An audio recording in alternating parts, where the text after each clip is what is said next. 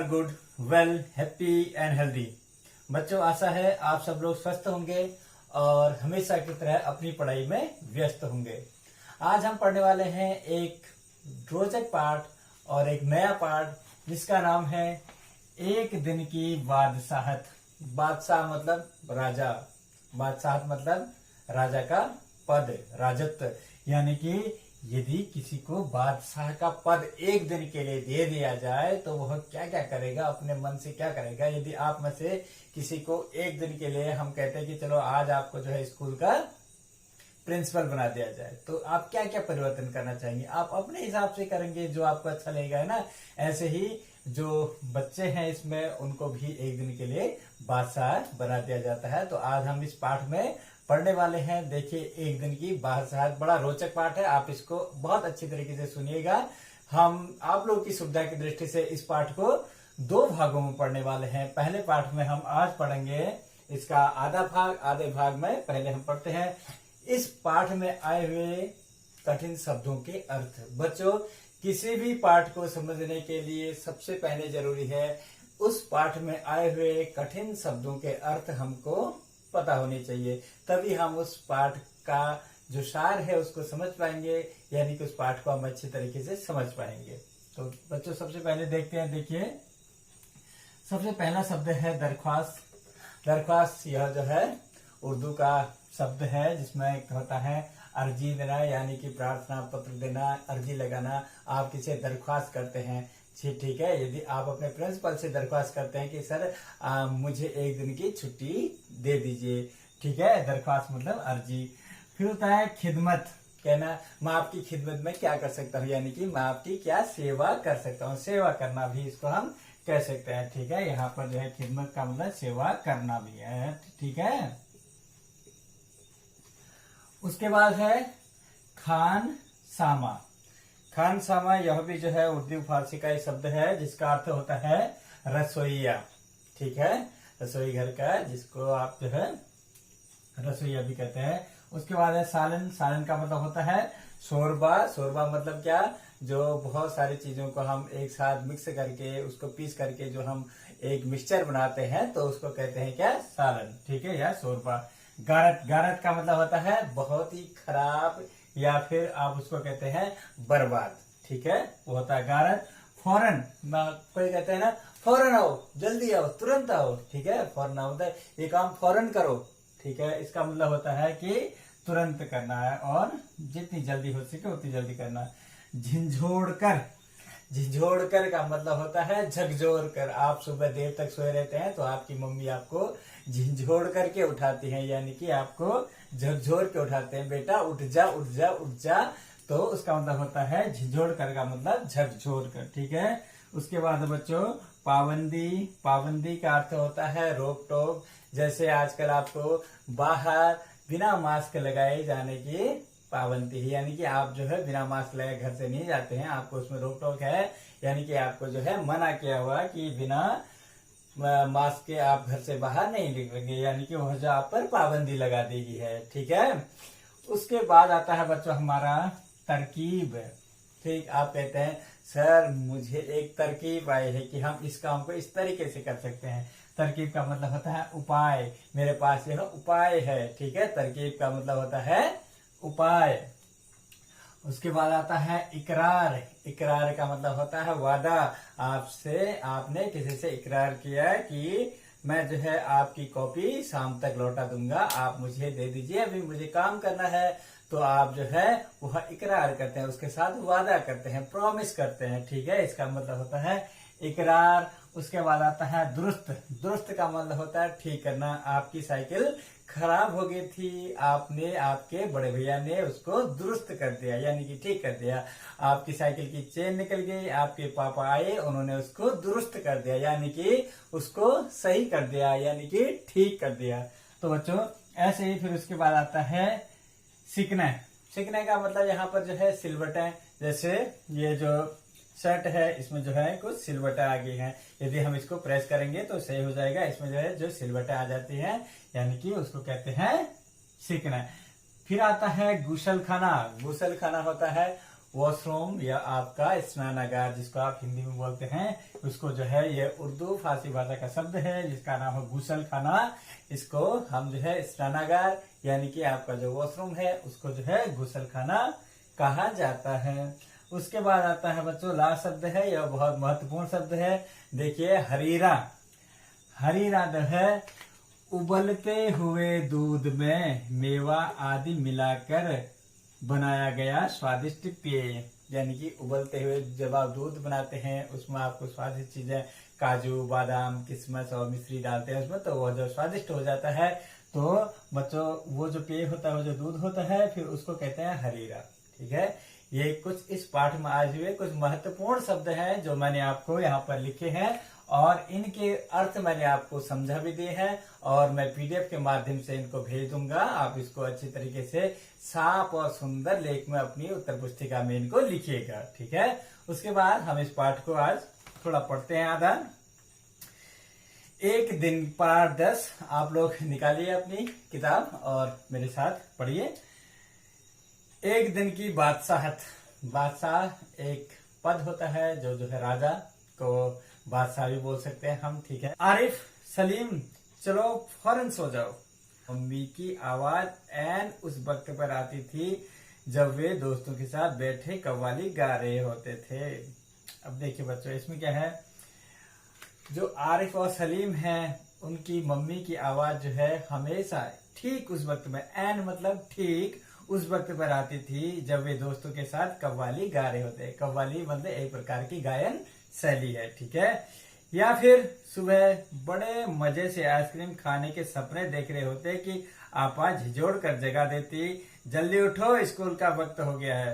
यानी कि वो कहते हैं कि और जो है सुबह सुबह जब हम बड़े आइसक्रीम खाने के जो है सपने आ रहे होते थे सुबह सुबह, उसमें जो है हमारी आपा क्या करती थी, हमको जल्दी से झिझोड़ करके जगा देती थी कि जल्दी उठो उठो आपको स्कूल जाना है। जैसे आपके साथ भी होता है कि आप सोए रहते हैं, आपकी मम्मी आपको जल्दी स्कूल जाने के लिए उठा देते हैं। ठीक है, दोनों की मुसीबत में जान थी, यानी कि वो दोनों जो है इससे बहुत ज्यादा परेशान थे। मुसीबत में जान थी मतलब इससे बहुत ज्यादा मुश्किल में थे। ठीक है, हर वक्त पाबंदी हर वक्त तकरार, यानी कि हर वक्त हर चीज में जो है उनको रोक टोक पाबंदी होती थी और जो हर समय जो इससे झगड़ा होता था।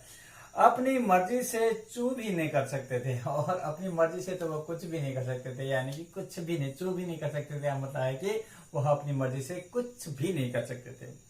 कभी आरब को गाने का मूड आता तो भाईजान डांटते, चुप होता है या नहीं, हर वक्त मेढक की तरह टर्राई जाता है। और जो है कभी कभी आरिफ को यदि कभी गाने का मन होता, वो जैसे गाने लगता तो उसके बड़े भाई साहब उसको जो है डांट देते, कहते हर वक्त जो है चुप हो जा, हर वक्त जो है मेढक की तरह टर टर की आवाज लगाए रहता है। आपने मेढक की आवाज सुनी होगी रात को, वो जो है टर टर की आवाज बद्दी सी कर्कश आवाज निकालता है ना, ऐसे ही वो जो उसको डांट देते हैं। बाहर जाओ तो अम्मी पूछती बाहर क्यों गए, अंदर रहते तो दादी चिल्लाए हाय तेरा दिमाग, मेरा दिमाग फटा जा रहा है शोर के मारे, अरे रजिया जरा इन बच्चों को बाहर हाँक दे, जैसे बच्चे ने हुए मुर्गी के चूजे हो गए। फिर वो बच्चे कहते हैं कि बाहर जाओ तो मम्मी कहते हैं कि तुम दोनों बाहर क्यों आ गए, और अंदर जाओ तो दादी कहते हैं कि किसी तरह इनने मेरा दिमाग खराब कर दिया है, इतना हल्ला गुल्ला करते हैं, इनको जो है किसी भी तरीके से बाहर भगा दे। यानी कि वो कहते हैं जैसे हम बच्चे न होकर के मुर्गी के चूजे, चूजे मतलब मुर्गी के छोटे छोटे बच्चे हैं। ठीक है, जो जगह दोनों घंटों बैठकर इन पाबंदियों से बच निकल की तरकीबें सोचा करते, उन दोनों से तो सारे घर की दुश्मनी हो गई थी। यानी कि वो दोनों बच्चे क्या करते थे, वो घंटों इससे बचने की तरकीबें मतलब उपाय सोचा करते थे, यानी कि सबसे तो उनकी जैसे दुश्मनी हो गई। ठीक है, लिहाजा मतलब इसलिए दोनों ने मिलकर एक योजना बनाई और अब्बा की खिदमत में एक दरख्वास्त पेश की। यानी कि उन दोनों ने एक जो है योजना बनाई और अब्बा मतलब उनके पिता की खिदमत मतलब सेवा में एक जो है दरख्वास्त पेश की कि एक दिन उन्हें बड़ों के सारे अधिकार दे दिए जाएं और सब बड़े छोटे बन जाए। उन्होंने अपने अब्बा से कहा, अपने पिता से कहा कि हम आपको जो है यह विनती करते हैं, आपको यह अर्जी है कि एक दिन के लिए हमको बड़ों के सारे अधिकार दे दिए जाए और जो बड़े हैं वो सब बच्चे जैसे बन जाए, वो जो हमारा जो भी हम कहें उसका पालन करें। कोई जरूरत नहीं है उधम मचाने की। अम्मी ने अपनी आदत के अनुसार डांट पिलाई और जो इतने में अम्मी की आवाज आई, वो बोली कोई जरूरत नहीं है आपको उधम मचाने की। अम्मी ने अपनी आदत के अनुसार डांट पिलाई। लेकिन अब्बा जाने किस मोड में थे कि न सिर्फ मान गए बल्कि यह तकरार भी कर बैठे कि कल दोनों को हर किस्म के अधिकार मिल जाएंगे। इकरार भी कर बैठे, यानी कि वह कहते हैं कि उस दिन पता नहीं उनके अब्बा पता नहीं किस मूड में थे। उस दिन न सिर्फ वो मान गए और उन्हें सारे अधिकार वो दे दिए कि सारे जो बड़ों के अधिकार हैं इन बच्चों को मिल जाएंगे और जो है सब जो है जो ये कहेंगे वो हो जाएगा। अभी सुबह होने के में कई घंटे थे कि आरिफ ने मम्मी को झिझोड़ डाला और जो अभी सुबह होने में कई घंटे बजे थे, लेकिन जो है आरिफ ने जो है अपनी मम्मी को झिझोड़ डाला, मतलब कि झकझोर डाला। अम्मी जल्दी उठिए, नाश्ता तैयार कीजिए। इतनी जल्दी उन्होंने जो है अपनी मम्मी को जो है मम्मी आप जल्दी उठिए और हमारे लिए नाश्ता तैयार कीजिए। अम्मी ने चाहा एक झापड़ रसीद करके सो रहे, यानी कि अम्मी ने चाहे कि इसको एक झापड़ मार दे क्योंकि अभी इतनी रात है और यह इतनी जल्दी मेरे को उठाने लग गया है, इसको एक झापड़ रसीद दूं और सो जाऊं। मगर याद आया कि आज तो उसके सारे अधिकार छीने जा चुके हैं। इतने में उनको याद आया कि हाँ कल तो इनसे वादा किया है कि एक दिन के लिए जो है इनके हमारे सारे अधिकार छीन करके इन बच्चों को दे दिए गए हैं, उनको याद है। फिर दादी ने सुबह की नमाज पढ़ने के बाद दवाई खाना और बादाम का हरीरा पीना शुरू किया। उसके बाद जो दादी थी उन्होंने सुबह नमाज पढ़ने के बाद दवाइयाँ खाना और बादाम का हरीरा जो मैंने आपको बताया है कि जो है दूध में जो पौष्टिक चीजें डाल करके जो है उनका शुद्ध पेय बनाना, उसको पीना शुरू किया। तो आरिफ ने उन्हें रोका, तौबा है दादी, कितना हरीरा पियेंगी आप, पेट फट जाएगा। और दादी ने हाथ उठाया मारने के लिए और जो उन्होंने कहा दादी इसको छोड़ दीजिए, आप कितना हरीरा पियेंगी, आपका जो है इतना हरीरा पियेंगी तो आपका पेट फट जाएगा। दादी ने हाथ उठाया मारने के लिए। नाश्ता मेज पर आया तो आरिफ ने खान बादशाह से कहा, यानी कि रसोइये से कहा, अंडे और मक्खन वगैरह हमारे सामने रखो, दलिया और दूध बिस्कुट इन सबको दे दो। उन्होंने कहा वो जो खनान मासा था यानी कि खान सामा था से कहा अंडे और मक्खन वगैरह हमारे सामने, अंडे और मक्खन जो है उसको हमारे सामने रखो, दलिया और दूध बिस्कुट इन सबको दे दो और जो दलिया और दूध बिस्कुट है वो बाकी इन सबको दे दो। आपा ने कहर भरी नजरों से उन्हें घूरा, यानी कि जो उनकी दीदी थी आपा, उन्होंने जो है उनको जो है कहर भरी मतलब गुस्से से उनको घूरा, मगर बेबस थी क्योंकि रोज की तरह आज वह तरमार अपने लिए नहीं रख सकती थी, यानी कि वह मजबूर थी। वह रोज की तरह जो अच्छा माल था यानी कि अंडे और मक्खन वह अपने लिए नहीं रख सकती थी। ठीक है, सब खाने बैठे तो सलीम ने अम्मा को टोका।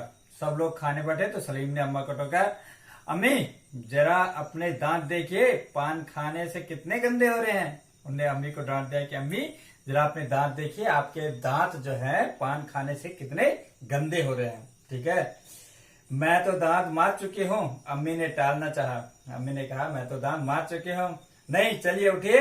अम्मी निवाला तोड़ चुकी थी मगर सलीम ने जबरदस्ती कंधा पकड़कर उसे उठा दिया, यानी कि जो उनकी अम्मी थी वह जो है निवाला मतलब जो रोटी का टुकड़ा था वह जो खाने के लिए तोड़ चुकी थी, लेकिन जो है उनने उठाया और उनको दांत साफ करने के लिए भेज दिया। ठीक है, अम्मी को गुसल खाने में जाते देखकर सब हंस पड़े। अब जो अम्मी उनकी बात मान के जा रही थी तो उनको वो वॉशरूम में जाते हुए दांत साफ करने के लिए जाते हुए देख करके सब लोग हंसने लगे। जैसे रोज सलीम को जबरदस्ती भगा के हंसते थे और जैसे सलीम को रोज जबरदस्ती भगा के हंसाते, वैसे आज अम्मी जब भाग रही हैं जबरदस्ती उन्होंने उठा के उनको भेज दिया तो सब हंस रहे हैं, ऐसे हंस रहे हैं। फिर वह अब्बा की तरफ मुड़ा, जरा अब्बा की गत देखिए, गत मतलब हालत। ठीक है, बाल बड़े हुए, सेब नहीं की, कल कपड़े पहने थे और आज इतने मैले कर डाले, आखिर अब्बा के लिए इतने कपड़े बनाए जाएंगे। फिर जो है वो अपने अब्बा को जो है डांटने लग गया कि आपके बाल कैसे बाल बना रखे हैं, कल जो आपको कपड़े दिए थे आपने जो है इतने गंदे करते हैं, आपके लिए इतने कपड़े कहाँ से आएंगे, कौन धोएगा इनको। वह जो है इस तरीके से वह जो है अपने अब्बा को भी डांटने लगी। तो बच्चों आज हम पढ़ते हैं यहाँ तक, आगे जो है बहुत रोचक यह जो है पाठ है, इसको हम आगे निरंतर जारी रखेंगे। बच्चों आज के लिए इतना ही। अगर आपको कोई भी पूछना होगा तो कल की जो हमारे गूगल मीट होगी इसमें आप इतने तक का पूछेंगे, उसके बाद हम अगले भाग में हम जो है आगे का पढ़ेंगे। आज के लिए इतना ही, धन्यवाद।